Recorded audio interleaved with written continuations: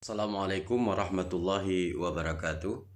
Saya Mustafa, Magister Komunikasi Islam, pimpinan pesantren perbatasan Manarul Islam Aceh Tamiang, juga Ketua Himpunan Ulama Daya Aceh Tamiang, mengutuk keras aksi bom bunuh diri yang dilakukan oleh oknum yang tidak bertanggung jawab di Gereja Katedral Makassar.